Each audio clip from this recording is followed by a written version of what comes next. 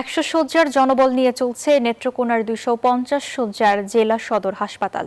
ফলে বাড়তি রোগীর চাপ সামলাতে হিমশিম খাচ্ছেন চিকিৎসক নার্সরা। জনবলের পাশাপাশি রয়েছে ওষুধ ও খাবারের সংকট। এতে চিকিৎসা সেবা নিতে এসে দুর্ভোগে পড়তে হচ্ছে রোগী ও স্বজনদের।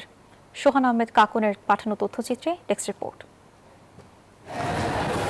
নেত্রকোনা 10 উপজেলা থেকে সদর হাসপাতালে জরুরি বিভাগে প্রতিদিন সেবা নিয়ে থাকেন 550 শতাধিক রোগী, আর বহির্বিভাগে চিকিৎসা নেন প্রায় 1000-এরও বেশি রোগী। যেখানে ডাক্তার থাকার কথা 68 জন, সেখানে রয়েছেন মাত্র 31 জন।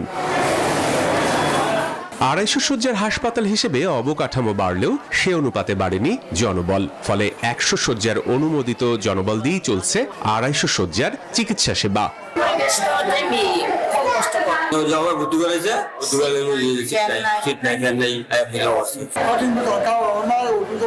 রোগীর চাপ বাড়ায় ওয়ার্ডগুলোতে হিমশিম খাচ্ছেন চিকিৎসক ও নার্সরা। এর সঙ্গে যুক্ত হয়েছে ওষুধ ও খাদ্য সংকট।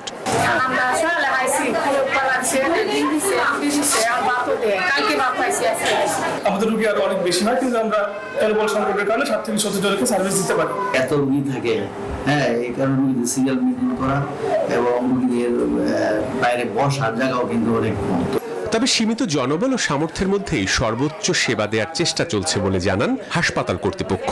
রোগীর চাপটা বেশি থাকাতে এবং দেখা যাচ্ছে একই স্লিপ, পুরাতন স্লিপ নিয়ে রোগী অনেক সময় ডাক্তার কাছে যাচ্ছে, ওই স্লিপে ওষুধ লেখা হচ্ছে। যদি আমরা 250 বেডের বাজেটটা পাই, তাহলে কিন্তু আমরা ওষুধ বেশি কিনতে পারবো এবং রোগীরা সেবা ভালো পাবে। দ্রুত জনবল বাড়ানোর পাশাপাশি পর্যাপ্ত ওষুধ ও খাবার নিশ্চিতের দাবি রোগী ও তাদের স্বজনদের। Desk report, news 24।